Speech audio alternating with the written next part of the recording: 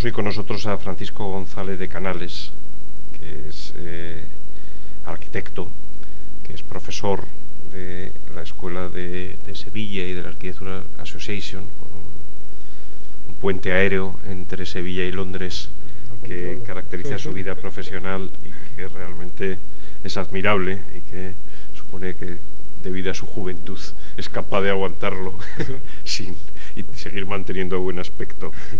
El motivo de que esté hoy Francisco con nosotros es la presentación o la explicación de la exposición que habéis tenido ocasión de contemplar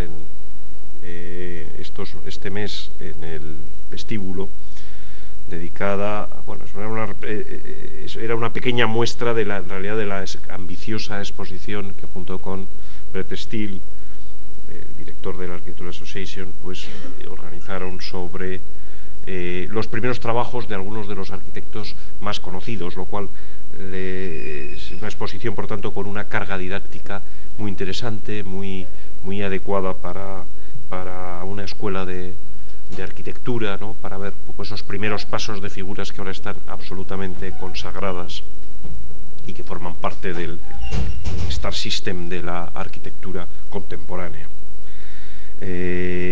Bueno, esta es una más de las muchas actividades que desarrolla Francisco. También trabaja como arquitecto, también tiene un interés editorial importante, ha participado en distintas experiencias de ese tipo, con publicaciones en revistas y demás. En fin, yo creo que os resultará especialmente interesante para ver también las dimensiones, las múltiples facetas que en estos momentos rodean a las posibilidades de trabajo de un arquitecto, las inquietudes y los intereses que se asocian precisamente al trabajo del arquitecto y más específicamente al trabajo académico, que es un poco lo que casi yo colocaría casi como el primer término de la dedicación de Francisco. Gracias. Bueno, yo vengo en representación no solamente mía, sino de Brett Steele. Primero agradecer sobre todo a Mariano sus palabras tan amables, ¿no? Desafortunadamente no he podido ver la exposición y el montaje, que por las fotos parecía excelente, ¿no? Y quiero agradecer también a Clara, ¿no? Está aquí con nosotros desde Londres, por la coordinación que ha realizado para que sea posible que al menos una porción representativa de lo que había sido la exposición First Works, que se había hecho en la Architectural Association, pues pudiera también mostrarse aquí, ¿no? Entonces quería agradecer tanto la invitación de la Universidad de Navarra como la labor que han realizado para dar difusión a este proyecto, ¿no? Y vengo en representación también de Brett Steele, como estaba diciendo, que lamenta no poder venir, pero está en un momento la escuela de tránsito y se le hacía muy difícil, especialmente durante este periodo, poder asistir, ¿no? Y quería que os transmitiera, ¿no? Un poco pues su disculpa. El Architectural Association, digamos que uno de los trabajos que hago y es el que me vincula a First Works sería AACP Coordinator, que es la persona que se encarga del departamento que coordina actos culturales, ¿no? Que pueden ser mesas redondas, charlas, exposiciones, publicaciones de libros, ¿no? No soy la única persona que trabaja en esto, es un equipo amplio, pero la tarea de coordinación se me encomendó a mí hace 3 años y desde entonces, junto con Shumon Bazar, que es el director general de los actos públicos, estamos trabajando en hacer proyectos cada vez más académicos en el sentido de que sean accesibles a los estudiantes y que puedan de alguna manera mejorar las condiciones en las que conocen, aprenden y discuten sobre la arquitectura, ¿no? First Works en particular es un conjunto es parte de un conjunto de actividades bajo el nombre Works y que nace de una sospecha que teníamos en la escuela desde hace aproximadamente 5 años, ¿no? Es decir, ya Brett me comentaba cómo hacía un tiempo que la crítica de arquitectura, quizá porque estamos muy imbuidos por la sociedad de consumo, ¿no? Y prácticamente cuando uno estaba en los 90 veía todos estos logotipos de franquicias, etcétera, ¿no? Pues la crítica también de la arquitectura estaba sumida desde el papel que la obra de arte tomaba cuando era recibida o consumida. Es decir, todas las críticas y el posicionamiento crítico de la arquitectura venía del consumo y la recepción, ¿no? Y por eso, si uno coge y revisa las tendencias que han estado de moda, la teoría crítica, la revisión de Adorno, la hermenéutica, cómo era tan importante en los años 80 y 90, la deconstrucción, todas son teorías cuya crítica se basa en cómo se consume la obra de arquitectura, ¿no?, en lugar de cómo se produce, ¿no? Y nosotros pensamos que realmente lo que estaba pasando en la IA, donde la producción se estaba de alguna manera cambiando radicalmente, nos daba a pensar que quizá la producción de nuevo volvía a ser el papel central de la arquitectura, que es en los modos de producir y no en los modos de consumir, donde estaba el campo de batalla, ¿no? Y por eso pensamos en una trilogía que se llama Works, y cuya primera, cristalización sería esta exposición de First Works. El First Works, que está, aquí vemos imágenes de la galería de la Architecture Association, no pretende ser una exposición que vaya como a pillar por sorpresa al arquitecto, ¿no? Es decir, no es que queremos sacar los colores de los arquitectos famosos, sino lo que queremos entender es cómo surgieron, de alguna manera, los procedimientos que hacen una arquitectura tal como es, y desde el punto de vista de su producción, ¿no? Entonces, buscamos cuáles eran las tendencias más importantes de la arquitectura contemporánea a través de figuras que son muy conocidas para vosotros, ¿no?, empezando por Robert Venturi como la persona de mayor edad y acabando por Elzie de Meuron, y intentamos buscar cuáles son los orígenes de su modo de producir, ¿no? Y entendiendo que la historia, de alguna manera, de la arquitectura se debía trazar mucho más a través de las producciones, a través de las obras concretas, que a través de las teorías, las ideas, las tendencias. Es decir, esas no son las que van a marcar para nosotros la forma de entender el pasado de la arquitectura, son los propios proyectos. Y aquí me gustaría parafrasear aquello que decía Rafael Moneo en La soledad de los edificios, ¿no? Es decir, el conocimiento de la arquitectura no está en las teorías que escriben los arquitectos, en los ensayos, en los escritos, hay parte de él, pero el conocimiento está en las obras. Y es por eso que nosotros hicimos un énfasis en buscar un conjunto de obras que explicaran cuáles son esos modos de hacer de arquitectura cruciales en nuestro momento contemporáneo y que están relacionados con los inicios de las carreras de 20 arquitectos muy reconocidos a día de hoy. Entonces, lo que voy a hacer, si no resulta demasiado aburrido, es contar un poco ese comienzo, ¿no? Ese comienzo en cada uno de los arquitectos, que va a tener unos rasgos muy particulares, muy específicos, y que me gustaría comentar poco a poco con vosotros para que entendierais qué es lo que se puede extraer, qué es lo que se puede extraer, ¿no?, de este conjunto de obras, ¿no? La primera, como ya anuncié, es Robert Venturi, ¿no? Venturi es el arquitecto de mayor edad de este compendio que habíamos seleccionado, una persona que tenía 85 años cuando vino a la IEA, hace prácticamente un año ya, y nosotros entendimos que era mucho más interesante encontrar esa obra donde estaban, de alguna manera, la mayoría de las preocupaciones que tenía Venturi en aquella época, y que no estuviera tan manida como la casa de su madre, ¿no? Es decir, la casa de Vanaventuri, que es la que veis en esta foto de la oficina, se ve en la derecha, ¿no? Aquí a la izquierda se ve el prototipo que estaba haciendo para una casa en la playa, que era la otra, es casi una versión de la casa Vanaventuri, las dos son de los años 60, ¿no? Esa casa explica muchas cosas. Sin embargo, nosotros entendimos que había otra construcción, que es el Nurses Association, una construcción incluso más modesta y donde estaban todas las claves de la casa Vanaventuri, sin toda esta carga psicológica que se asociaba a la relación con la madre, la vivienda suburbana. Es decir, podíamos encontrar las mismas cosas y sin embargo de una manera diferente.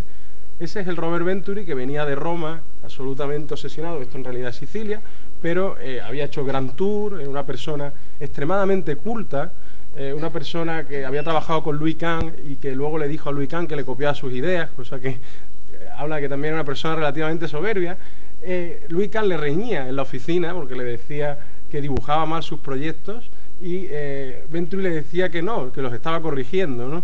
Entonces, ese Venturi es el que empezaba en la casa de la madre como una obra así de showing off, ¿no? De salida, pero que ya estaba en esta obra, ¿no? Una obra que se acaba construyendo antes, que surge a la vez que la Casa Benaventuri y que tiene la mayoría de los componentes que estoy hablando de lo que es la arquitectura de Venturi, ¿no? Por un lado, esa idea de tener que llevarse la puerta a un lateral para enmascarar la entrada con el fin de modificar la escala de la edificación, esa monumentalidad falsa tan propia de Venturi, ¿no? Que solo se consigue cuando se elimina cualquier referencia y se hacen una serie de operaciones como enterrar a la mitad de la edificación, cambiar el orden de las ventanas, etcétera, ¿no? Y luego vemos otros puntos muy contradictorios que también están en la Casa Benaventuri, pero aquí es mucho más explícito, esa especie de contradicción entre la construcción en madera y la construcción de un arco claramente ornamental, que lo estamos viendo con esa triangulación, es decir, son elementos que hablan mucho más grácilmente, sin esa carga, ¿no?, tan retórica que se le había añadido a la otra casa. Incluso el parking, ¿no?, el parking como una pieza asociada y fundamental en la suburbia norteamericana, ¿no? Y como siempre, pequeñas asociaciones para gente, es decir, las enfermeras que están de visita para hacer unas prácticas, pues que reciben un trato a esa vida cotidiana, pues mucho más como noble, ¿no?, como mucho más grandioso, ¿no?, que es lo que le interesa a Venturi. Aquí vemos la planta, como la edificación está semienterrada para conseguir ese efecto de que yo libero la fachada esta y consigo tener unos huecos muy grandes en la planta superior, dándole esa falsa monumentalidad. La fachada deslindada a través de este quiebro, a ver, ¿lo veis? Se deslinda a través de este quiebro digamos, de la parte posterior, pareciendo como también una falsa fachada, y la integración absoluta del parking, ¿no?, elemento esencial, casi esculpido dentro de la ladera, y que forma parte del conjunto que hace casa y aparcamiento como una sola entidad, ¿no? Venturi decía que el edificio era de color verde originalmente. Es difícil imaginar cómo sería este edificio pintado de verde, pero él consideraba también una provocación, ¿no?, es decir, un edificio verde, ¿no? No estaba muy conforme con mostrar estas fotos. Sin embargo, decía que tras haber visitado de nuevo esta edificación, digamos mentalmente, porque esto ha sido destruido, me confesó que era su obra favorita. No sé si me lo dijo como un cumplido, pero realmente estaba como muy interesado por recuperar esta obra que ya había sido publicada en Architectural Record, con un pequeño comentario que básicamente decía que no se entendía por qué había hecho esto, ¿no? Aquí vemos el detalle que decía, esa construcción en madera, ¿no?, como esa construcción fundamental del balloon frame y otras arquitecturas similares de la suburbia americana, y la contradicción con el arco hecho de una manera bastante agresiva, ¿no?, y la fachada apareciendo como una entidad absolutamente independiente del resto de la edificación, ¿no? El coche. Mirando, una de las cosas más interesantes de First Works es que te daba la posibilidad de revisar los dibujos originales, ¿no?, y ver cómo esta gente se enfrentaba al proyecto. Robert Venturi dibujaba a lápiz, no delineaba, y mirar sus planos muchas veces recuerda a mirar los planos de un carpintero, ¿no?, como con esa intención. Todo estaba acotado con pulgadas y con una especie de, no sé, de detalle, ¿no?, que parece muy diferente a los planos que podemos ver luego más adelante de los arquitectos italianos, ¿no?, o los arquitectos ingleses, que son mucho más tecnológicos, ¿no?, pero son unos planos realmente de un detalle y de una escala, ¿no?, como muy diferente al del resto de los compañeros de su generación.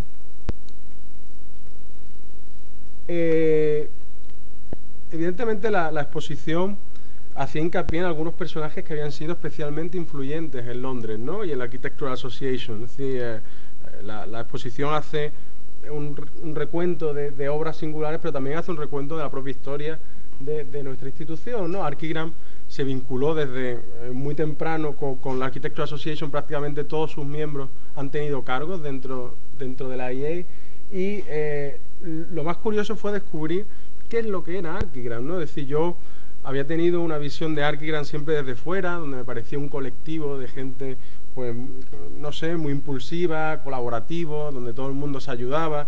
La realidad es que el trato que ellos tenían entre sí era bastante distante, ¿no? Es decir, la mesa redonda que organizamos, de hecho, salieron trapos sucios, del modo que, por ejemplo, David Green nos hablaba con Peter Cook desde el año 63. Sí, entonces, ¿cómo es posible que sea un grupo colaborativo con gente que no sepa habla? Mike Webb se había ido a Estados Unidos en el 64, de donde nunca volvió, ¿no? Es decir, ¿qué grupo colaborativo? No, ni mucho menos lo que pensábamos, ¿no?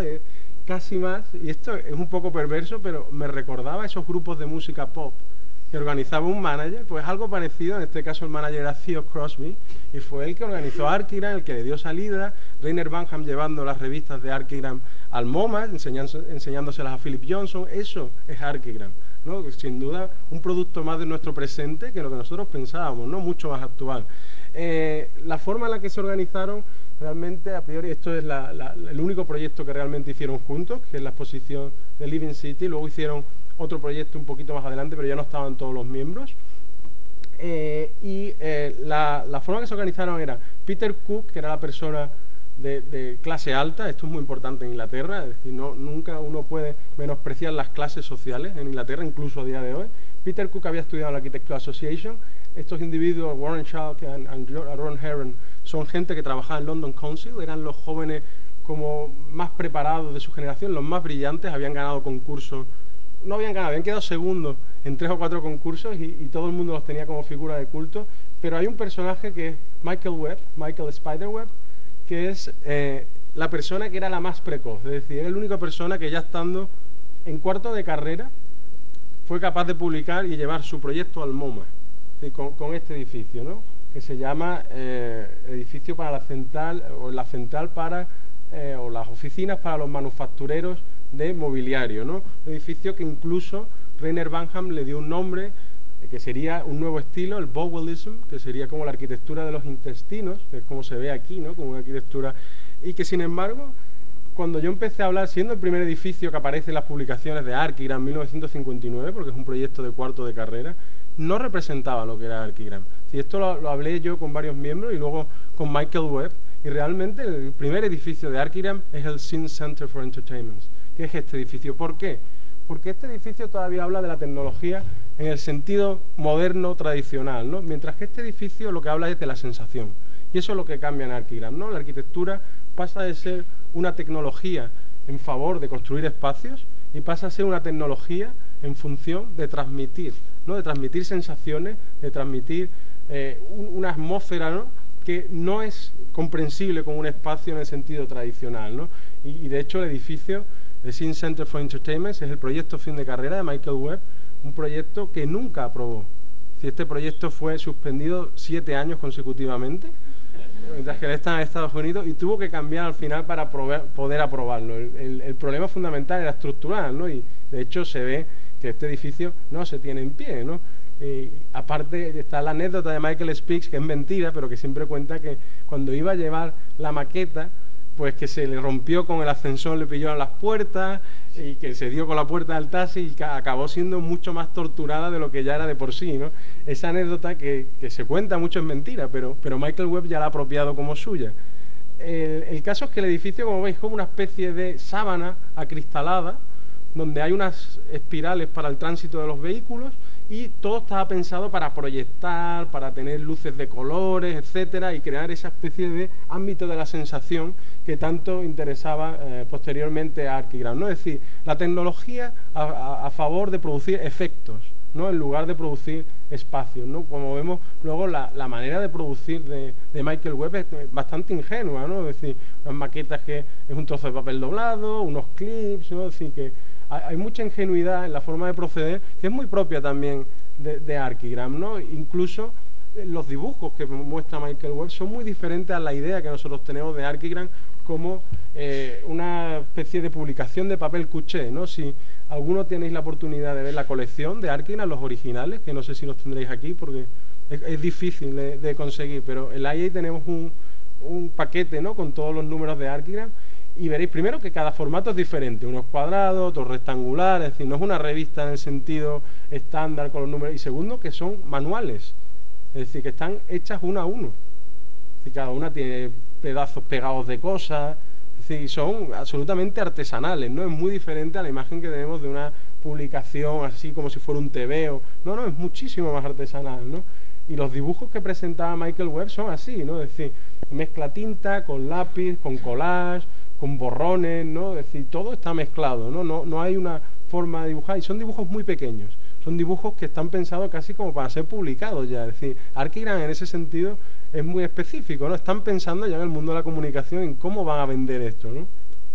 Aquí vemos los dibujos. Este dibujo, por ejemplo, yo creo que tiene 10 por 12 centímetros, ¿no? Es un dibujito chiquitito, chiquitito, ¿no? Y lo veis, ¿no? Con borrones, manchurrones.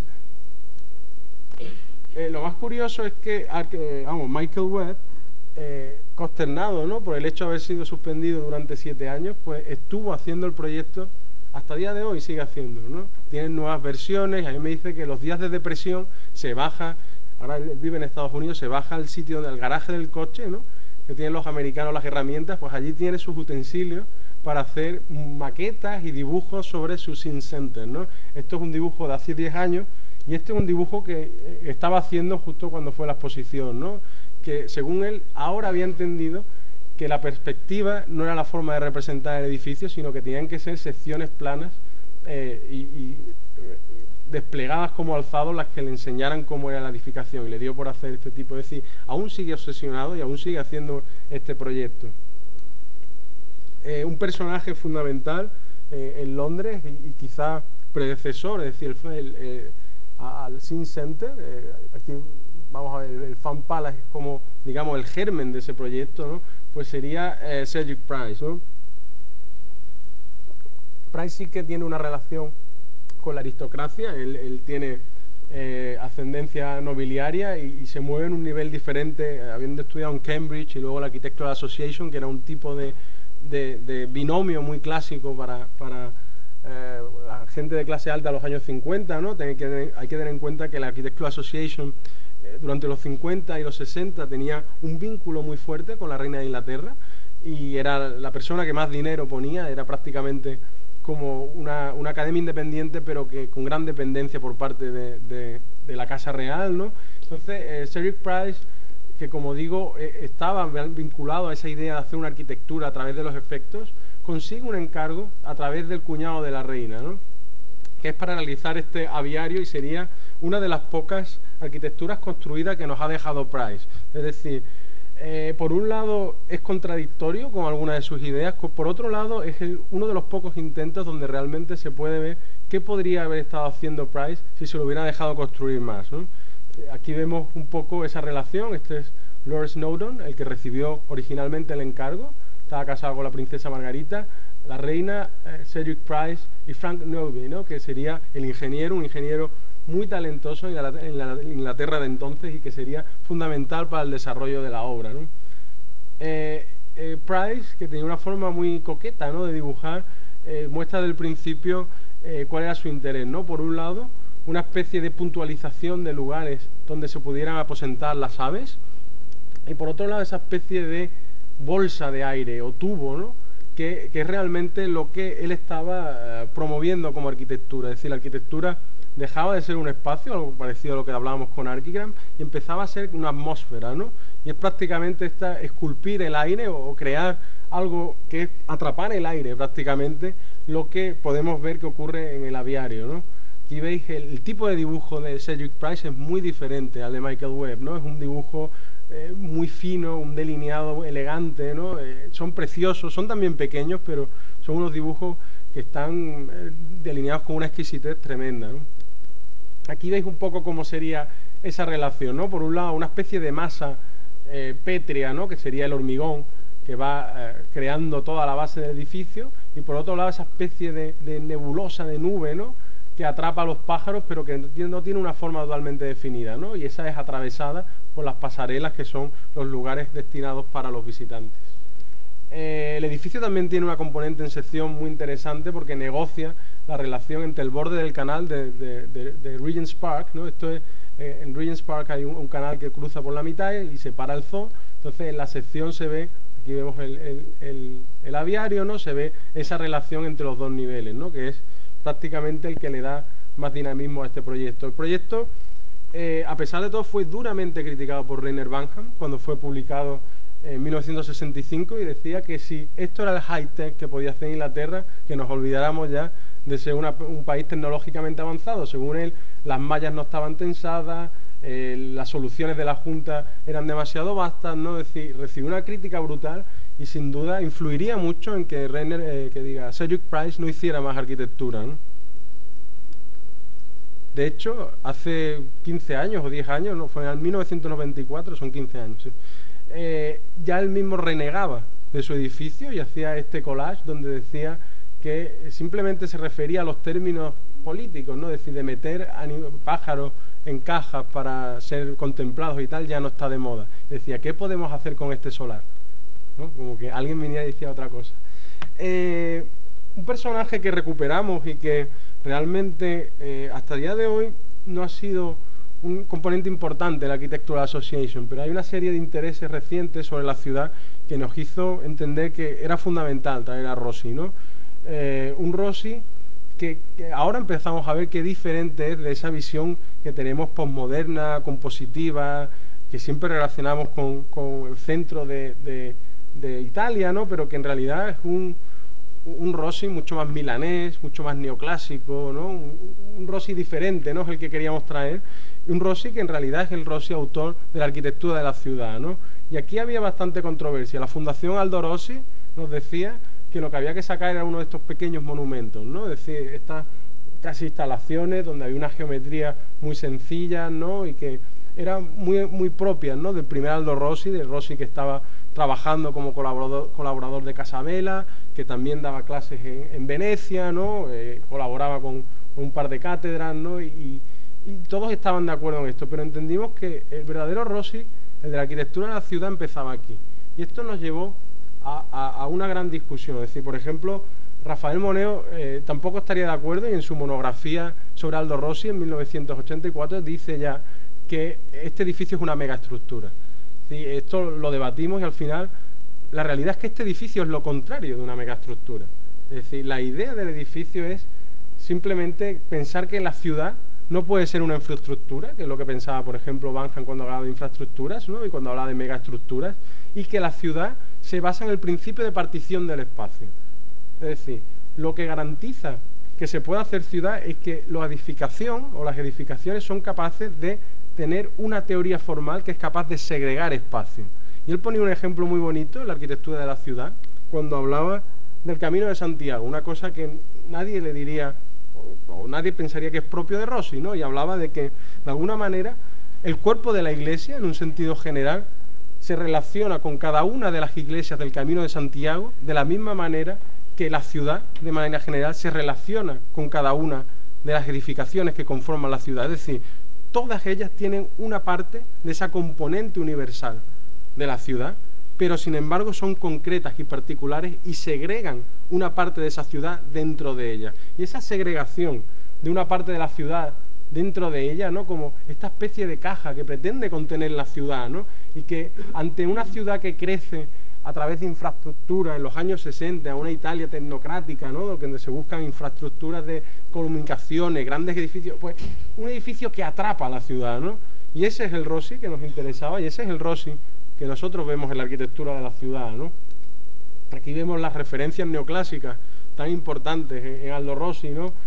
La trama de la ciudad de Turín, es decir, este es un edificio que se pensó como centro direccional en Turín, como muchos que se estaban haciendo en aquella época en Italia, grandes centros de decisiones, ¿no? Todos eran, como digamos, con ese carácter de infraestructura, ¿no? Y por eso lo relevante de Rossi es decir, no, yo quiero capturar una porción de ciudad, y lo que hace es coger la trama de Turín, ¿no? La trama neoclásica, y una pieza de ese damero ampliada se convierte en su centro direccional, ampliada como era la Mole de Antonelli, que se puede ver en Turín, que es el otro dibujo de referencia, ¿no? El edificio era de una magnitud soberbia, ¿no? Es decir, los pilares, como veis, tienen un diámetro de 10 metros y la distancia entre pilares son 100 metros, ¿no? Es decir, es realmente una pieza monumental, ¿no? Esto fue además específicamente dibujado para la revista Casabella, como veis aquí. Y tenía mucho interés Rossi en que se viera esa escala, ¿no? Como casi imparable de la arquitectura.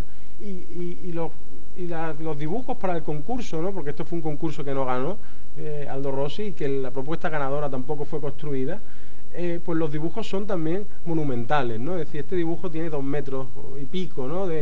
Hubo que hacer una mesa especial para que encajara, es decir, son unos dibujos tremendamente amplios, ¿no? Y donde hay una componente de clasicidad en su composición y en su forma de verlo, ¿no? Incluso la forma de delinear que no hemos visto en los proyectos anteriores, ¿no? Y realmente ver los dibujos de Rossi en directo se hacía muy espectacular, ¿no? El edificio no es ni mucho menos un edificio marginal dentro de la producción de Rossi. Mucha gente ha recibido poca recepción o poca acogida por la crítica, pero propio Aldo Rossi se pasó años volviendo a dibujar el proyecto, ¿no? Es decir, estos son bocetos de 73, ¿no? 11 años más tarde él todavía seguía pensando en nuevas formas de mejorar o exponer este proyecto, ¿no? Sobre Álvaro Siza es difícil contar algo en España, ¿no? Es decir, en Inglaterra realmente es muy fácil porque nadie sabe nada, pero aquí es un arquitecto sin duda muy seguido. Todos conocemos que trabajó con Fernando Tábora, todos conocemos que empezó su obra en las cercanías de Oporto, y él mismo dijo que sin duda alguna las piscinas eran su primera obra. Es decir, él tenía unas pequeñas obras que son esas casas en Matosiños, ¿no? Que donde él era, que son más compositivas, pero sin duda aquí en Lesa de Palmeira, ¿no? En las famosísimas piscinas donde él dice que comienza su obra, y sin duda no es la obra que muchas veces nos han vendido como sucesora de ciertas arquitecturas nórdicas, ¿no? En su componente orgánica. Es decir, es una arquitectura que se manifiesta, digamos, geométricamente definida, ¿no? Es decir, es una arquitectura que no tiene miedo a mostrarse con las herramientas del movimiento moderno, ¿no? Que él las domina, pero que lo que intenta hacer es negociar su posición como arquitectura respecto a lo que es la tradición de ese movimiento moderno, ¿no? Y es ese proceso de negociación lo que se ve en la forma de producir de Siza, ¿no? Es un conjunto de croquis interminable. Es decir, nos dio a elegir entre 60 croquis, ¿no?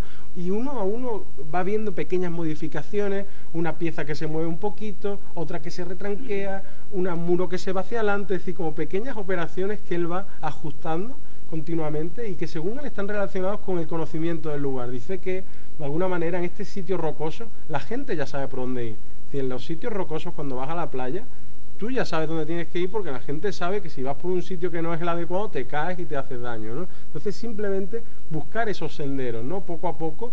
E incluso decía que había un muro que le había proyectado en una zona por aquí y que ese muro se lo llevó la primera marea, dice, corrigiendo al mar lo que el arquitecto no había hecho propiamente bien. Es decir, que es un proceso de negociación hasta el punto que la propia naturaleza le responde, ¿no? Es que vemos un poco esa no renuncia, ¿no? Al lenguaje de la arquitectura, no por hacer una negociación entre la arquitectura y la naturaleza, nosotros tenemos que hacer un lenguaje mimético de la naturaleza. Y el conjunto de croquis extensivo, ¿no? Es decir, croquis, bocetos, donde van cambiando pequeñas cosas, como decía antes, y que es el proceso por el cual Siza se acerca a la arquitectura, un proceso de negociación, ¿no? Continuado. Esta es la maqueta que el estudio hizo sobre eso, para que se puso una maqueta tremendamente grande, son 2 metros de longitud. Aquí vemos esa relación, el edificio como ente geométrico y la ciudad, la carretera y que lleva a la ciudad y toda la infraestructura humana como algo muy geométrico, y la incertidumbre, ¿no? Y las contingencias de toda la naturaleza y todo lo rocoso, y prácticamente la arquitectura al servicio de realzar esa presencia de lo natural. Las propias fotos que tomó Álvaro Siza, ¿no? Con gran deleite, viendo cómo su intervención había sido un éxito. Otros arquitectos importantes, ¿no? Dentro del panorama británico, evidentemente son Norman Foster y Richard Rogers, que son amigos desde que ganaron una beca Fulbright y se fueron a la Universidad de Yale, ¿no? Entonces allí es cuando se hicieron amigos, allí prácticamente a través de su amistad consiguieron sus novias, luego serían sus mujeres, e incluso a través de esas novias consiguieron sus encargos, ¿no? Entonces un poco es una relación que acabó llamándose Team Four, que es esto de aquí, que son ellos dos con sus 2 mujeres, que aquí de una manera un poco así juguetona están cambiadas, ¿no? Es decir, esta es la mujer de Foster y esta es la mujer de Rogers. El estudio desde el principio, y esto es muy propio de Foster, siempre tiene mucha gente. Decía que hay otra serie de gente, Tony Hunt, otra gente que colabora, y me lleva a pensar incluso cómo se hace realmente esa arquitectura de Foster, ¿no? Ellos estaban trabajando en este proyecto, que es una casa para los padres de la que sería la mujer de Norman Foster, ¿no? Wendy Chisman. Es una casa soberbia, y aquí podemos ver cómo se habla de la arquitectura moderna, pero manteniendo ciertos aspectos de lo que es lo inglés, ¿no? Es decir, esto es la típica galería de una Prodigy House del siglo XV-XVI en Inglaterra, y cómo eso es metido dentro de la casa y transformado en un elemento clave que articula toda la vivienda. Es decir, es una casa de muchísimo interés. Aquí momentos casi altianos, ¿no? Es decir, uno tiene la cabeza Sainazalo, ¿no? Cuando ve algo así, ¿no? Es decir, esta no es la arquitectura que ellos van a hacer luego, ¿no? La arquitectura que ellos van a hacer luego, para bien o para mal, está aquí. Sobre todo para Norman Foster, que es el autor, según parece ser, de esta obra. Esto es como, digamos, la transformación de la caseta de obra en algo más singular, ¿no? Es decir, una pequeña operación que se hizo durante la construcción de la obra, que fuera más rápida de hacerse, para que la gente que iba a ocupar la casa pudiera venir aún al sitio, visitarlo y convertirlo en una especie de cenador, mirador, cuando una vez que la obra hubiera concluido, ¿no? La pretensión de Foster, como digo, todos los dibujos de la obra vienen firmados por Foster. Es decir, o vienen de la oficina de Foster el que dice que los ha hecho. Y esto lo hablé yo con Richard Roger y me dijo, sí, son de Foster. Y bueno, nada, porque el proyecto viene firmado como normalmente como de los cuatro, pero los dibujos son de Foster, ¿no? Aquí viene Wendy Hutt, ¿no? Wendy Chisman era la mujer, ¿no? Entonces, los dibujos estos muestran la pretensión de hacer algo como una instalación muy rápida, muy tecnológica, donde prácticamente es un caparazón que se incrusta dentro de la naturaleza y genera un ambiente autoclimatizado, ¿no? Esa es un poco típica idea del high-tech de aquella época, ¿no? Como esta pequeña incursión dentro de la naturaleza a través de una tecnología que fuera hermética, sellada, absolutamente lisa, ¿no? Aquí vemos, ¿no? Es decir, esto es lo que se pretendía, este estudio de este caparazón, ¿no? Este caparazón que en realidad es simplemente la forma de sellar la arquitectura, esa idea de sellar, esa burbuja de cristal, ¿no? Que es la que luego va a desarrollar sobre todo Foster, ¿no? Cuando vemos sus edificios de oficina, a partir de es como siempre perfeccionar esta cáscara, ¿no? Esos son los edificios, por lo menos hasta que se encuentra con Buckminster Fuller, ¿no? Y una arquitectura para ser experimentada desde dentro, es decir, la arquitectura de Foster de los años 60 y 70 muy mal se hace si se mira desde fuera. Si está pensada para verse siempre desde dentro, y esto ya ocurre en esta primera obra. Lo más singular y lo que a mí siempre me ha llamado la atención es comparar este dibujo con este otro. Este además bastante torpe, me parece, y los dos dicen firmados por Norman Foster, ¿no? Yo la verdad que es muy difícil pensar que dos personas hagan este tipo de dibujos. Y lo que te da pensar, o bien, o que no los hace Norman Foster, que es lo que yo siempre he pensado, o bien que Norman Foster tiene una falta de confianza en su propio lenguaje gráfico que hace hacer los dibujos tan absolutamente diferentes, ¿no? Sin duda, luego la operación es exitosa, ¿no? Es un lugar bastante bonito, se puede visitar, ha cambiado de manos, es el único problema, hay que contactar ya no a los padres de la difunta esposa, de la primera esposa de Foster, ¿no? Pero se puede conservar, se puede visitar y es bastante bonito, ¿no? Aquí vemos los planos mucho más técnicos, ¿no? Que muchos de los que hemos visto antes. Es un documento de ejecución desde el primer momento. En una sola lámina están todos los componentes para construirlo. No se piensa como proyecto básico, sino directamente es proyecto de ejecución. Y tiene su encanto, ¿no? A pesar de todo, la pieza esta semienterrada, ¿no? En medio del bosque, ¿no? Tiene algo, ¿no? Unos arquitectos que en España no habían tenido mucha difusión, pero que sin duda alguna cuando uno habla de vanguardia de los años 60, en Francia, habla de Pagan y Virilio, ¿no? Son dos personajes que se juntan por azar, muy diferentes entre sí. Uno es un teórico y lo seguirá siendo toda su vida, que tiene estudios en urbanismo, pero lo que, digamos, le seduce en la teoría. Y otro es Claude Pagan, un arquitecto mayor que él, que tiene una relación larga con la vanguardia, ¿no? Y que había trabajado con Le Corbusier, es decir, una persona que venía con un background bastante fuerte en arquitectura. Y aquí vemos un poco la relación. Muchas veces estas fotos explican mucho. Virilio seguramente discutiendo, diciendo, pues eso está mal, no sé cuánto, hablando, fumando su cigarrito, mientras que el que está en el tablero dibujando es Claude Pagan, ¿no? Y esto es un poco la relación. Es decir, el arquitecto es Claude Pagan, es el que ha trabajado también con artistas como Yves Klein, con su famosa ciudad climatizada, las fuentes de fuego. Todos esos proyectos son los proyectos que empezó a hacer Pagan una vez que se había ido del atelier de Le Corbusier, mientras que lo que le interesaba a Virilio es toda esa cultura de guerra y toda esa sociedad de control que decía que seguía existiendo, y con el ejemplo de la línea Maginot, que es esta línea fortificada, ¿no?, que creció en Francia en los años 20, 30, 40, fundamental en la Segunda Guerra Mundial, y que a él le obsesionaba, ¿no?, toda esa arquitectura del control y de la guerra, ¿no? Seguramente conocéis el libro, a lo mejor, de Bunker Archaeology, ¿no?, la arqueología del búnker esta, que es el libro donde se muestra esta investigación que estuvo durante 30 años visitando distintos museos. El resultado de esta unión, ¿no?, entre el arquitecto que se seducía por la vanguardia artística francesa y el teórico, ¿no?, seducido por los estudios sociales, la teoría crítica, el control social, es esta iglesia. Una iglesia para una santa, una niña santa, San Bernadette, que tenía una gran devoción, ¿no?, dentro del pueblo de Nevers. Se había pensado una capilla, ¿no?, que sea homenaje a esta santa, y un centro parroquial que nunca se construiría, ¿no? Uno también en el proceso de los dibujos ve cómo trabaja cada uno. Este es el lenguaje más de un arquitecto que está buscando la relación entre dos formas que se maclan entre sí, ¿no?, que sería fundamental para el desarrollo de unas ideas que ahora comentaré. Y estos son los dibujos torpones, ¿no?, de Virilio, imitando a un búnker, ¿no?, el que veis aquí, el redondeado aquí, ¿no?, y la ventanita alargada típica del búnker, ¿no? Si lo que sale de esta mezcla es esta teoría, una teoría que a día de hoy se sigue valorando y que se atribuye a Pagan y Virilio. Es el oblicuo, ¿no? El oblicuo significando que todas las arquitecturas hasta ahora, según ellos, habían sido horizontales y verticales. El plano horizontal, el plano de la libertad; el plano vertical, el plano de la restricción.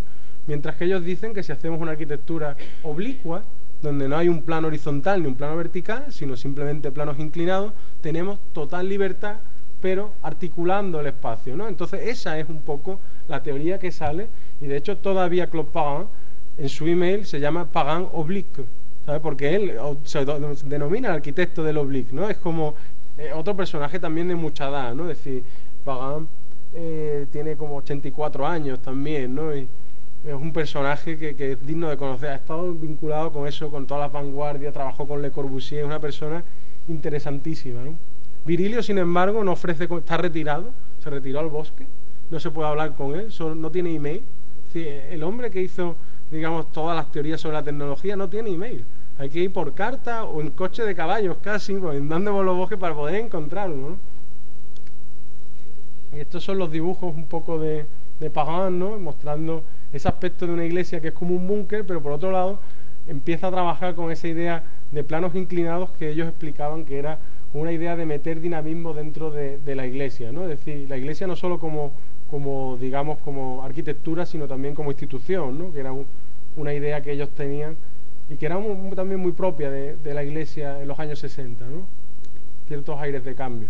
Aquí vemos cómo la escalera viene metida al centro, introduciendo todo el dinamismo y toda la circulación en el espacio central, ¿no? Es una cosa bastante extraña, pero que enfatiza esa voluntad, ¿no? Sin embargo, luego la planta podía haber sido una planta central, ¿no?, que también es propia de algunos experimentos de los años 60, pero sigue manteniendo, digamos, la disposición a través de un eje, ¿no?, teniendo el altar en un extremo como es tradicional, ¿no? Ellos decían que esta era la primera arquitectura, sobre todo Virilio, que le encanta ser polémico, es la arquitectura repulsiva, de que está en contra de su entorno.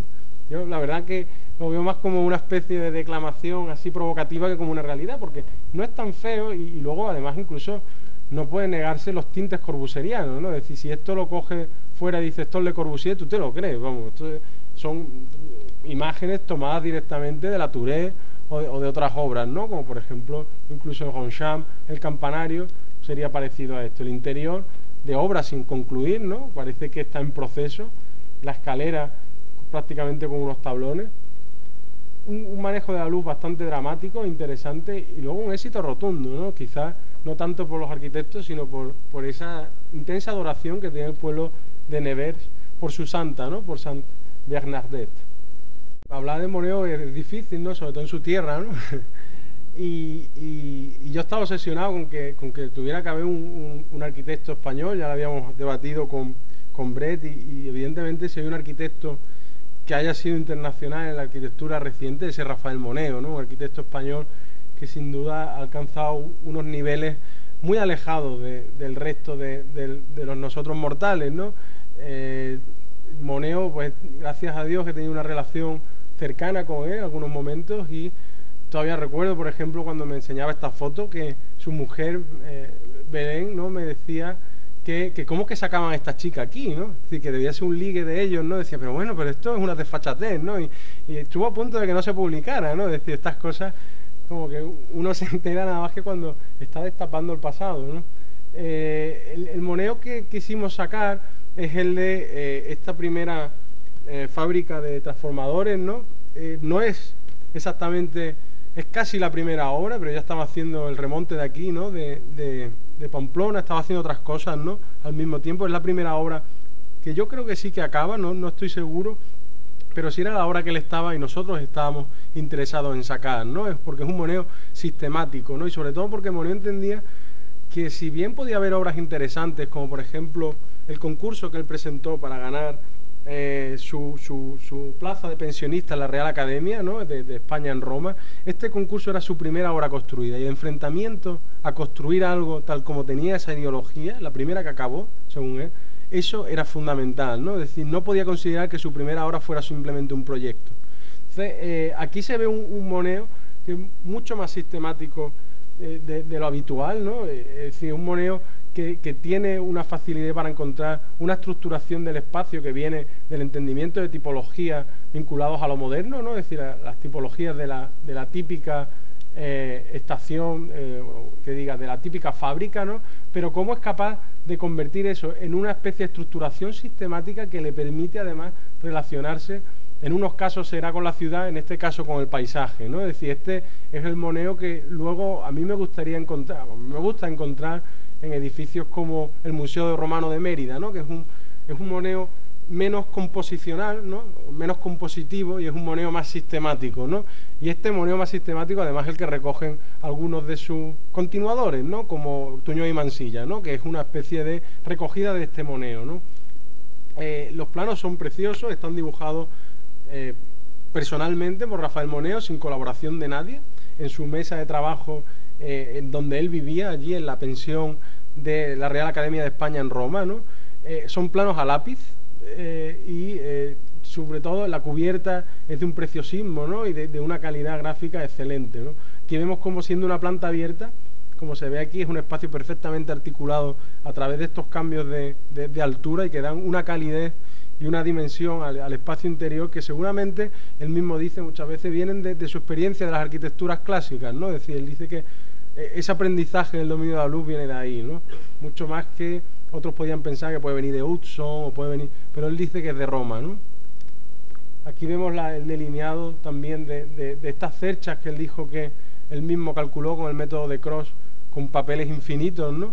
Estuvo ahí haciendo cálculos y cálculos durante un montón de tiempo. Es decir, sería impensable, ¿no? Es decir, esto es una arquitectura hecha por uno mismo de principio a fin, ¿no? Desde ejecución, todo, ¿no? De una persona sentada en su despacho, no su despacho siquiera, en su mesa de estudiante, ¿no?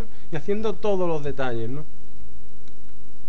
Aquí vemos las propias fotos que sacó de la obra, estas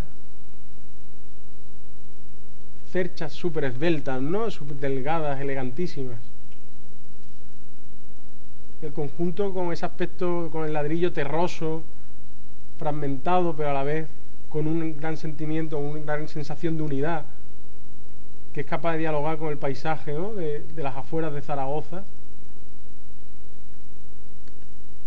y que por dentro hablo de esa calidez, ¿no?, de ese espacio, que siendo un espacio de producción no deja de ser un espacio muy agradable, ¿no?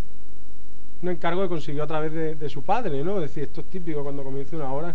El padre tiene unos amigos que querían hacer una fábrica y simplemente confiaron en que el pequeño Rafael, que acababa de terminar la carrera, podía ser la persona indicada para una gente que por sí era emprendedora, ¿no? Gente que tenía ganas de abrir más negocios, y decidieron hacer esta fábrica de transformadores en Zaragoza. Un personaje del que es difícil saber qué es lo que ocurrió con él antes de que llegara el Pompidou es Renzo Piano, ¿no? Apenas sabemos de él, nada más que estuvo en Inglaterra, que allí es donde conoció a Richard Rogers, ¿no?, que circuló por la EA durante bastante tiempo, donde Richard Rogers era ya profesor en los años 70, pero poco sabemos de este Richard Rogers, cuyo padre estaba relacionada también con el mundo de la industria, cuya vinculación con la ingeniería había sido desde el principio muy fuerte. Una de las cosas más interesantes que desarrolló fue este prototipo para realizar arquitectura con plástico, ¿no? Con plástico reforzado. Es una obra desconocida que en realidad no llegó nunca a materializarse, pero que consiste en un conjunto de experimentaciones materiales, ¿no? Es decir, la idea era construir un pabellón para la Trienal de Milán de 1967, un pabellón con una forma absolutamente loca, ¿no? Y que proviene de la naturaleza del material, ¿no? Del plástico, con su capacidad para ser moldeada libremente, una arquitectura que aparentemente es muy pop, pero que posteriormente se demuestra como muy tecnológica, ¿no? Incluso con cierta ideología, ¿no? Propia del momento, de tener como múltiples centros, ¿no? En lugar de una arquitectura de un solo centro, y pensada como una especie de cáscara continua, única, ¿no? Que configura todo el espacio donde se habita. Una vez que se llega a esta primera solución formal, todo el proceso del edificio consiste en esto, ¿no? En probar cómo funciona el plástico, cuáles son sus propiedades, cuánta superficie se puede construir, dónde se tiene que reforzar, cuáles formas son las más apropiadas para que funcione. Es decir, es un edificio que parte de una experimentación material, ¿no? Y la experimentación material es el que, de alguna manera, te dice cómo tiene que ser el edificio. Se construyeron varios prototipos de cúpulas más sencillas y esto es lo que llegó un poco el proyecto.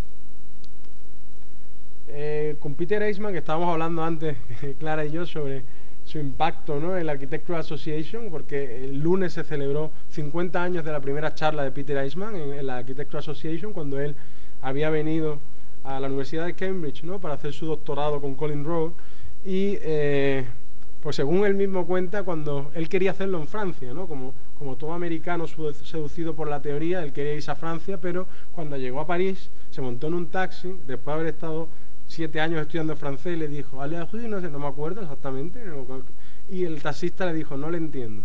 Cuando después de 4 veces no lo entendió, se bajó del taxi, se fue al aeropuerto y buscó el próximo billete para irse a Inglaterra, ¿no? Es decir, es una cosa realmente dramática. Y allí es cuando conoció a Colin Rowe, y Colin Rowe le metió en todo ese universo de el conocimiento de la forma en arquitectura, ¿no? Es decir, esa idea que promovía Colin Rowe y que llegaría a su apogeo con la presentación de los Five, de coger la forma de la arquitectura y abandonar la ideología de la arquitectura, ¿no? Esa take the flesh and leave the moral, ¿no? Como predicamento fundamental de Colin Rowe, y en el que se inicia, ¿no? Peter Eisman en su propia tesis doctoral, que se llama, publicada muy a posteriori, The Formal Basis of Modern Architecture, ¿no?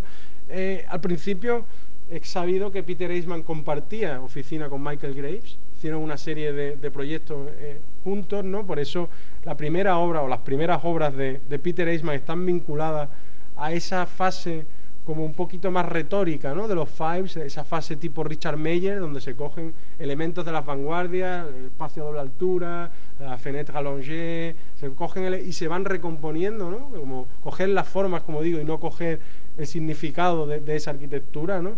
Y el cambio, según Peter Eisman, la primera obra que es Peter Eisman y ya no es Colin Rowe, ¿no? Sería la casa número 1, ¿no? La casa número 1 que nace a través de una reapropiación de lo que él estaba haciendo. Es decir, la casa nace como un proyecto muy similar a lo que podían ser las casas de Richard Meyer o Michael Graves, pero que en su proceso se encuentra con una cuestión, ¿no? La arquitectura como signo. Aparece aquí uno de los croquis, ¿no? De repente, una vez que ya la casa está casi definida, como lo veis, y que está controlada a través de aspectos parciales, de aspectos formales muy concretos, él se da cuenta que a lo mejor la arquitectura esta podría ser renombrada, ¿no? Es decir, esto ya no es un detalle corbusieriano o un detalle de la casa del fascio, sino que ahora empieza a ser un signo, que es columna, un signo que es ventana. Y lo que tiene que hacer es recomponer esos signos y jugar libremente con la composición de la arquitectura como signo. Es decir, es una reapropiación de lo que está haciendo, porque si uno ve el dibujo o el conjunto de dibujos, son dibujos muy formales en el sentido más tradicional. Está buscando formas de las vanguardias, incluso hay momentos que son absolutamente retóricos, ¿no? Bajar en la sección la parte de la doble altura para enfatizar la doble altura. Es decir, no tiene nada que ver con ese Peter Eisman sistemático que coge líneas, puntos y planos y los va rotando y los va cambiando. Es decir, es un Peter Eisman todavía muy de eso, del momento Michael Graves, del momento Richard Meyer, y al que se le había encargado un pabellón para exposición de juguetes, ¿no? Que es lo que, esto no es una casa tampoco, es decir, se llama House One, pero aquí vemos los juguetes, ¿no? Que se exponía, es un pabellón realmente para exposición de juguetes, e incluso en las primeras publicaciones aparece como pabellón de exposiciones, es decir, es solo en una especie, como digo, de reapropiación cuando aparece la House One, ¿no? Y es a posteriori cuando Peter Eastman dibuja estos bocetos que explican la génesis de un proyecto que nunca se generó así, ¿no? Pero que de alguna manera inicia la forma en la que Peter Eastman empieza a pensar sobre la arquitectura. No sé cuánto de popular es Kurt Pimmelblau en España, son un producto de la EA también, es decir, de los años 60, incorporan una dimensión diferente, ¿no? A lo que era la práctica habitual de la EA. Son dos alumnos de la Architecture Association que, en cuanto que se vuelven a Viena, empiezan a encontrar una especie de correlación con unas prácticas que se daban allí, ¿no? Es decir, si uno coge este prototipo, la Villa Rosa, que es como la primera obra, verá que tiene los típicos componentes de lo que era Archigram, de lo que era esa arquitectura que buscaba a través de elementos tecnológicos, ¿no? Crear unos efectos que se acababan convirtiendo en atmósferas donde se vive, ¿no? Es decir, esa creación de impulsos, esa creación de sensaciones a través de la tecnología, ¿no? Y aquí vemos la cápsula enchufada, ¿no? Que da esas sensaciones, que esas sensaciones pueden ser la climatización de aire, los colores que vienen en las luces, es decir, cosas en realidad muy sencillas, pero que era el tipo de arquitectura que buscaba Archigram. La diferencia respecto a Archigram es esto, ¿no? Esta voluntad de representarse ellos mismos junto con su arquitectura. ¿Por qué? Porque lo que le interesa a Kurt Pimmelblau, que es diferente de lo que le interesaba a esta otra gente, es la participación. Es decir, el Wiener Aktivismus, que no sé si conocéis ese movimiento de los años 60 que estaba ocurriendo en Viena con rotundidad y con radicalidad, es el ambiente que ellos se encuentran cuando llegan de vuelta de la Architectural Association a Viena, ¿no? Y es la reciprocidad entre el habitante y la habitación lo que ellos están persiguiendo. Es decir, estos proyectos, por ejemplo, recogen o graban los latidos del corazón del habitante y los transforman en cosas, ¿no? Y si cambian los latidos o la respiración, eso a su vez reconfigura el espacio, ¿no? Es decir, hay como una especie de acción-reacción, ¿no? Entre individuo y arquitectura que no estaba tan claramente en otros edificios anteriores. Esta es la maqueta real, la de la foto, esta, ¿no? Que se exhibió allí en la Architectural Association, y esta especie de cápsula, ¿no? Como ves, casi una mesa de quirófano, ¿no? Más que una arquitectura, ¿no? Y de nuevo los individuos, ¿no? Como parte del tinglado fundamental para expresar esa reciprocidad. Hicieron varias instalaciones específicas, luego esto prosperó hasta convertirse en el proyecto llamado como Cloud también, que fue exhibido en el 2008 en la Bienal. No sé si alguien fue a la Bienal de Venecia en el 2008, estaba el prototipo y te controlaba la respiración y no sé cuánto, era interesante, daba miedo, pero bueno, tenía su interés. Y esto lo hicieron en la Universidad de Viena, ¿no? Es decir, este tinglado, que es la primera exposición del prototipo para la Villa Rosa, ¿no? Que es como se llama. Un personaje además singularísimo en el panorama japonés y que él mismo se reconoce que fue más popular en Europa o en Estados Unidos que en Japón por lo que hizo, es Toyo Ito, ¿no? Aquí en una foto que seguramente a día de hoy sería censurada, ¿no? Es decir, de dudosa, con unas niñas pequeñas, no se sabe muy bien qué hacía Toyo Ito en esta situación, pero todo implica que sea una típico Grand Tour, ¿no? Esto seguramente sea Italia, ¿no? Si no es España, ¿no? Pero debe ser un sitio por aquí, ¿no? Este es el plano. Toyo Ito es la persona más servicial y más cumplidora que existe en el mundo, ¿no? Nosotros dijimos Ito-san, queremos, como se dice en Japón, se pone san detrás de los nombres, ¿no? Para mostrar respeto, queremos que nos mande información sobre el proyecto de Aluminium House, que queremos que es tu primera obra. Y dijo, sí, para mí es mi primera obra también. Al día siguiente, por correo urgente, nos llegaron 2 planos como este de la casa, ¿no? Es decir, nos pareció sorprendente, ¿no? Los planos dibujados por él también, por él solo. Su oficina se llamaba Urban Robot, pero era solo él. Y la jugada que hace que hace aquí Toyo Ito es muy contraria a la que todo el mundo pensaría cuando habla de Toyo Ito a día de hoy. Lo que hace es un arquitecto que había trabajado con Kiyonori Kikutake, ¿no? Que es como uno de los grandes maestros del metabolismo. Sí, esa idea de la ciudad también como infraestructura, como cambiante, como una ciudad enchufable, todo ese tipo de cosas se eliminan radicalmente por un proyecto como este. Sí, un proyecto donde, de nuevo, la centralidad de la arquitectura está en el espacio.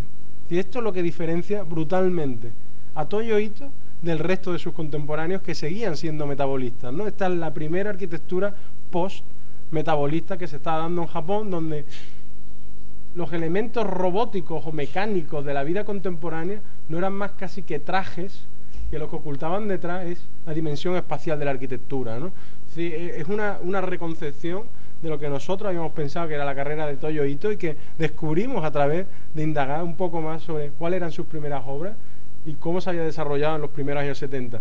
De todas maneras, Toyo Ito es una persona que sabía venderse estupendamente, porque ya esta obra, que es su primera obra real, salió en la portada del Japan Architecture. Es decir, no creo que fuera fácil, ¿no?, en su momento hacer algo como eso.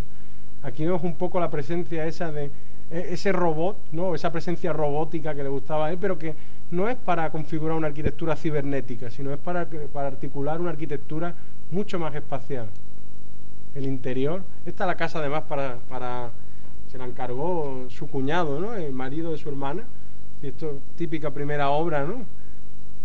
Aquí vemos la familia, ¿no?, disfrutando de esta especie de tatami moqueta, las escaleras tremendamente verticales para acceder a los distintos dormitorios, que son como chimeneas, ¿no?, donde el individuo se refugia de la vida metropolitana. Y aquí vemos la intención de Toyo Ito de llevar este proyecto a otros usos, ¿no? Es decir, cómo esas chimeneas de protección de la vida metropolitana podían convertirse en instalaciones reales, ¿no?, en la ciudad, y ser lugares de reposo, lugares de meditación dentro de la convulsa vida que se estaba dando, por ejemplo, aquí en el barrio de Ginza, ¿no?, en Japón, en Tokio. La maqueta que llevó a la exposición, delicadísima. Se ve un poco borroso, pero esta es la típica foto de Oma, ¿no?, de Ren Koolhaas, con sus socios de aquel entonces. Se hacían llamar el gabinete del doctor Caligari, un nombre ridículo que abandonaría muy pronto, pero cuando se tomó esta foto, que es en Central Park, muy propia para ellos, todavía se llamaban así. Ren Koolhaas había sido estudiante de Elias Engelis. Ren Koolhaas es el caso típico que se dice en la IA de que el estudiante supera a su profesor, y la mujer de Ren Koolhaas, Madelon Wieselhoff, y la mujer de Elias Engelis, Zoe Engelis, serían personajes que también se quedarían en la IA dando clases sobre expresión gráfica, ¿no? Es decir, son gente muy vinculada a la IA desde un principio, y que de alguna manera la primera obra, y esto es una cosa que Koolhaas desde el principio tuvo clarísimo, era el Exodus, ¿no?, la que habían hecho por primera vez Oma, considerándose Oma Zengelis, con él y con sus dos novias, Zengelis estaba casado, pero todavía Koolhaas no, y es el booklet, ¿no?, una modificación del booklet que había presentado Koolhaas como su proyecto de fin de carrera, ¿no?, proyecto de fin de carrera que tendría todo ese tipo de ideas propias, ¿no?, del ambiente que se respiraba en el Londres del momento, ¿no?, muy vinculado a la arquitectura radical. Había unas conexiones fuertes por aquel entonces, ya en los 70, con los movimientos italianos. Es decir, aquí hay más presencia ya de Superestudio o de Arkisum que de Archigram, ¿no?, en sí mismo. Y venía también de un proyecto que él había desarrollado, el proyecto de cuarto curso, que se llamaba El Muro de Berlín como Arquitectura, que no sé si habéis escuchado hablar de él, y es una especie de trabajo de campo que él hace en un viaje de verano, donde piensa que el Muro de Berlín podría ser un edificio, y quizá el edificio más interesante de todo Berlín, ¿no? La condición del proyecto nace de eso, ¿no? Y de alguna manera es la reelaboración del proyecto que había presentado como tesis final para un concurso que organiza Casabella sobre la ciudad, ¿no? Entonces ahí ya es donde se incorpora Zengelis, ahí es donde se incorpora Madelon Wieselhoff y Zoe Zengelis. Aquí vemos la idea esa absolutamente radical de que para que la ciudad subsista tiene que enfatizarse los bordes entre las clases o las sociedades que la habitan, ¿no? Es decir, Todos sabemos de alguna manera que Londres es una ciudad bastante segregada, pues en lugar de deslindar o reducir esa segregación social que existe en Londres, hacerla evidente, ¿no? Y esa es la forma en la que él cree que la ciudad se arreglaría y que todo el proceso final sería el tránsito de la gente desde la ciudad en sí misma hacia habitar el propio muro como el único lugar donde uno podía estar finalmente resguardado.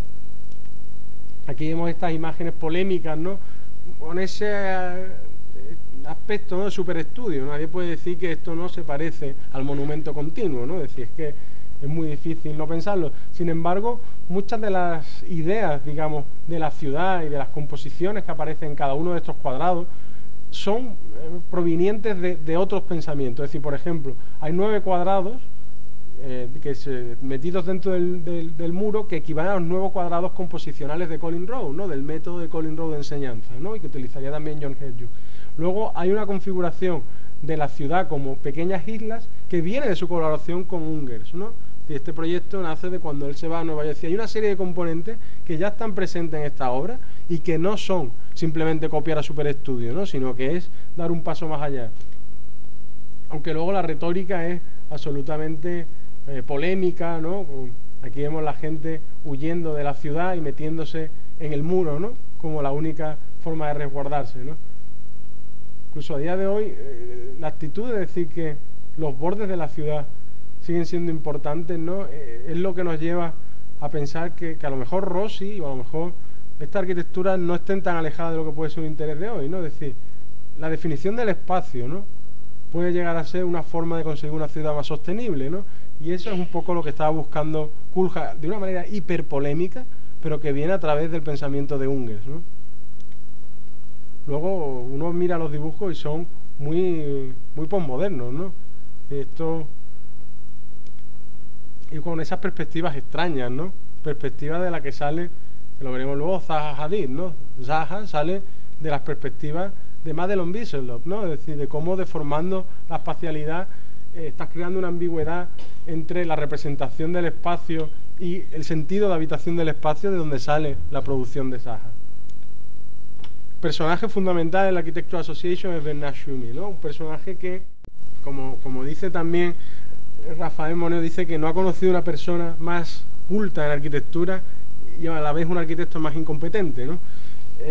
Y la verdad que Tschumi tiene una historia muy particular. Tschumi es hijo de un gran arquitecto, Jean Tschumi, que es el arquitecto de la Nestlé, ¿no? Es un arquitecto de la ETH, formado en la ETH, con una gran carga disciplinar, y toda su carrera ha sido alejarse de la disciplina, es decir, con una especie de peso, ¿no?, casi como matar al padre, o no sé exactamente qué, que le lleva, como digo, a incorporar la filosofía, las artes performativas, cualquier cosa a lo que es su forma de hacer arquitectura. De hecho, siendo un arquitecto que ha trabajado con Candilis, Joseph and Wood, ¿sabes?, que ha estado metido en lo que es la disciplina, ¿no?, seria de la arquitectura de su momento en Francia, llega a Londres con esto, ¿no? Es decir, esto es el Do-It-Yourself City, que es una arquitectura absolutamente, como se diría, arquigramosa, ¿no? Es decir, que sigue los preceptos de Arquigram, de las tecnologías generando ambiente, una arquitectura enchufable, etcétera, todo ese tipo de cosas.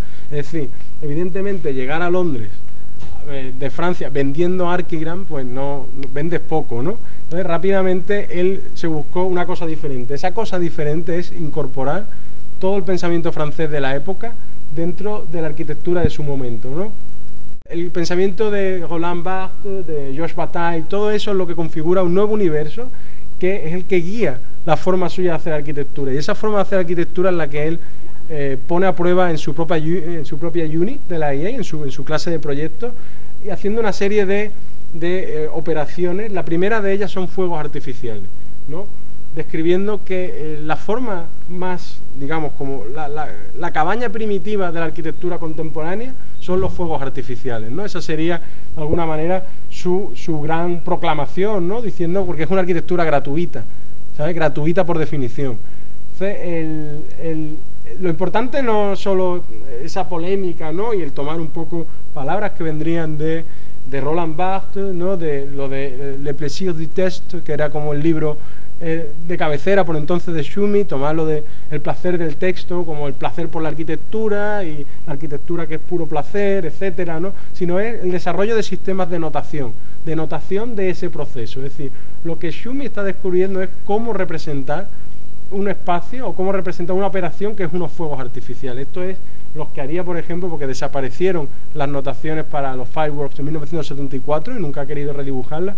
Estos son los fireworks que él hace para la inauguración de la Villette, ¿no? Y aquí vemos un poco todo el sistema que él utiliza para representar cómo son unos fireworks, ¿no? Un sistema que tiene mucho que ver con lo que estaba, o con lo haría posteriormente, con los Manhattan Transcripts, que es esa especie de solape entre la acción, la función del espacio y de alguna manera el espacio físico, ¿no? Es decir, todo eso viene de sus estudios sobre Eisenstein, de cómo se hace un screenplay. Entonces, eso es lo que es relevante, es decir, cómo la arquitectura considerada simplemente como un firework puede ser notada, puede ser pasada a un lenguaje que finalmente informa nuevos proyectos de arquitectura, ¿no?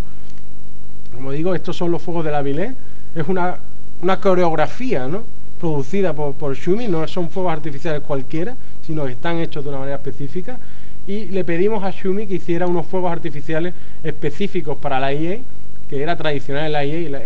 En la IEA todos los años había una cosa que acabaron prohibiendo porque era absolutamente aterradora, ¿no? Era que desde dentro del patio de la IEA lanzaban fuegos artificiales que te caían luego en lo alto, ¿no? Era la gente se tenía que poner gafas porque eran los únicos fuegos artificiales que en vez de mirar para arriba la gente estaba así, claro, porque era realmente aterrador, ¿no?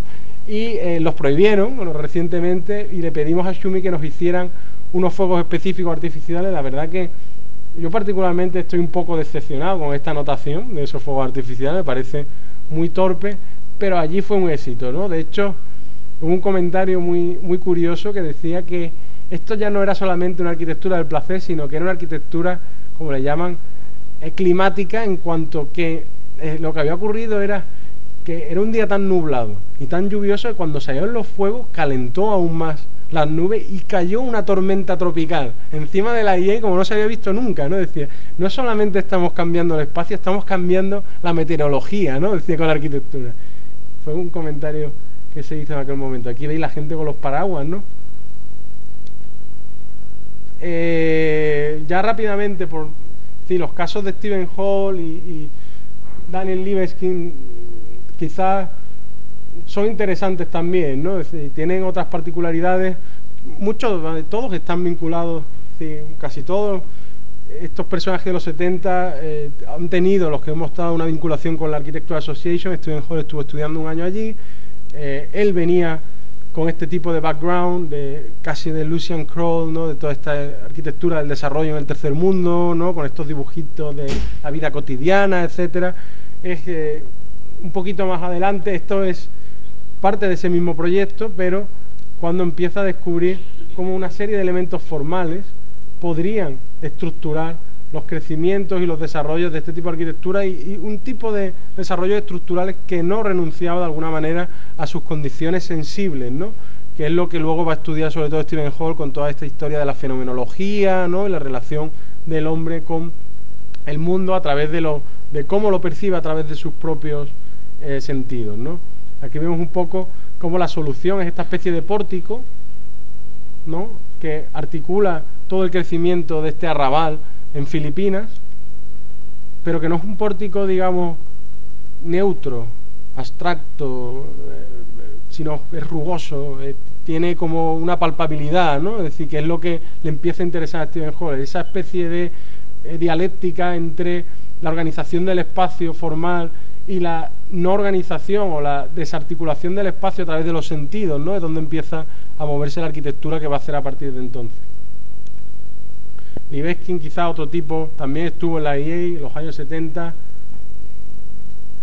personaje también extraño, muy influenciado por aquella recuperación de las vanguardias rusas, ¿no?, de esa idea de romper el espacio a través de la propia producción, ¿no?, que teníamos en el Lissitzky, el típico espacio prom, y cuando uno ve esto prácticamente parece que son primos, ¿no?, un mismo tipo. Él lo estaba buscando, y luego esta cosa que tenía también Schumi, esta especie de arrogancia brutal, utilizando temas súper complejos, ¿no? Schumi siempre, pues si te hablaba de de literatura te hablaba del Finnegan's Wake, ¿no? La novela más compleja y más difícil de James Joyce, ¿no? Siempre era como lo más sofisticado. Si hablaba de referencias de ópera, pues no sé, tenía que ser la ópera de Schönberg esa que es rarísima y que no hay manera, siempre era igual, ¿no? Hasta el punto que me resultó muy curioso que Libeskind se negó a publicar lo que había escrito para Micromegas, que es esta obra, la primera vez que se publicó, porque decía que hasta él mismo le parecía pedante, ¿no? Decía, yo no puedo, ¿cómo era yo así? ¿No? Decía, ¿cómo podía decir estas cosas? ¿No? Y aquí vemos la operación, ¿no? Es decir, una especie de juego con la perspectiva de la arquitectura, que lo que trata es de hacer una especie de espacio imposible. Era un tema muy de debate en la época. Estamos hablando de que en los años 70 es cuando Robin Evans estaba ya trabajando desde la IA en su libro que sería de Projective Cast, ¿no? Toda esa idea de la arquitectura como una disciplina proyectiva, una disciplina que se hace a través del dibujo proyectado, ¿no? Y como la forma de poner a prueba, ¿no? Todo ese tipo de teorías a través de dibujos imposibles, ¿no? Dibujos que no eran fácilmente comprensibles y que de alguna manera, según ellos, llevarían a una liberación de ese espacio. Aquí vemos las series son horizontales y verticales. Los dibujos se perdieron, los originales, pero tengo entendido que eran unos dibujos de una delineación perfecta, ¿no? Incluso llegó a hacer maquetas, cosa que resulta contradictorio, ¿no? Es decir, un espacio que visualmente era imposible, entonces ¿cómo haces una maqueta, ¿no? Y esto llevaría a Chamber Works, ¿no? Y a toda esa serie de trabajos que realizó Libeskind, que le dieron un lugar en la arquitectura de su época, pero que realmente, como dicen muchos críticos, después de esto, poco más que ver, ¿no? Y Zaha, ¿no? Zaha, el producto por excelencia de la IA, Zaha, que es capaz de decir que se ve guapa en esta foto, ¿sabes? Como me admitió a mí, digo, bueno, no tiene ningún tipo de, ¿sabes? No, ella se ve siempre estupenda, ¿no? Y bueno, es realmente un caso extraordinario en cuanto que los proyectos ya de tercer año son publicados, ¿no? En el caso de Zaha, ¿no? Es una cosa, y es claramente un producto, ¿no? Lanzado por Alvin Bojanski, por la gente de la IA, ¿no? Y promocionado, la alumna favorita de Renkuljas, estudiante de Renkuljas, y luego colaboró con Renkuljas, se quedó con el taller de proyectos de Renkuljas cuando este dejó de dar clase en la IEN en 1980, es decir, un personaje muy local, muy querido dentro de la escuela, pero no menos extravagante, ¿no? Y que seguía esa idea de deformación de la perspectiva, que cuando uno coge el proyecto en planta no se entera de nada. De hecho, diga, qué torpe, ¿no? Qué mal proyecto. Luego la verdad que cuando uno veía los originales de estos impresionantes dibujos, están hechos a rotulador, raya a raya, son perfectos, son de una visualidad apabullante, ¿no? Las cosas como son. Ver un dibujo de Zaha en directo es una cosa que te da hasta congoja, ¿no?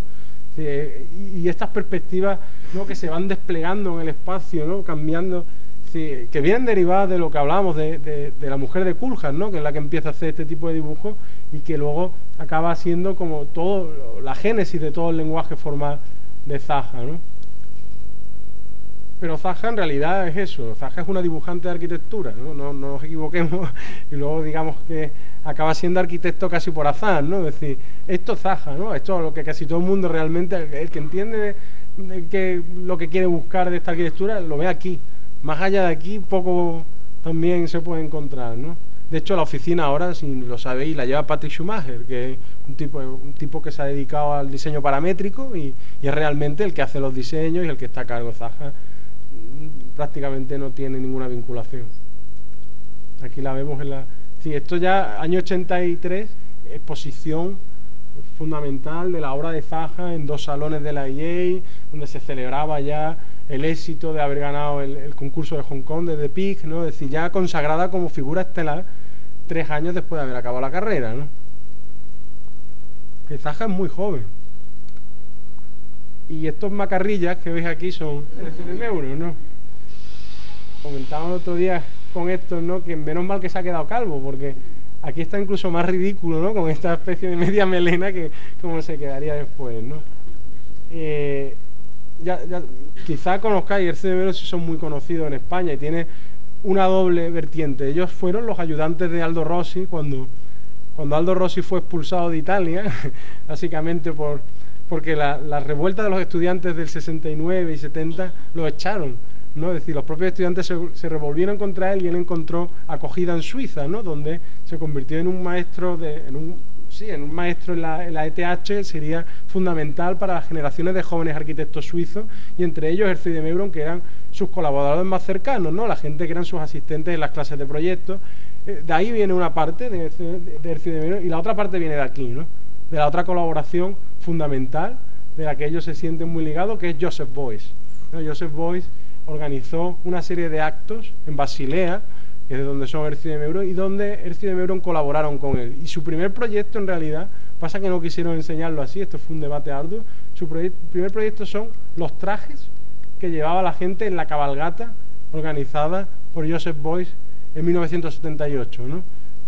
Y son de estos trajes donde ellos también dicen que cogen mucha de su arquitectura, es decir, esa arquitectura que trabaja directamente sobre la piel, una piel que puede parecer más o menos tecnológica, pero es una piel mundana, ¿no? Una piel que lo que resguarda son una vida cotidiana tranquila, ¿no? Sin demasiada exaltación, ¿no? Quizás en los últimos tiempos se ha vuelto diferente, ¿no? Pero ese Erzurdi de Meuron de los 80 era mucho más duro, ¿no? Era un Erzurdi de Meuron casi con un realismo sucio, ¿no? Que parecería a Peter Markley, a otra gente de su época, ¿no? Y eso se ve un poco en la casa de Orwell, ¿no?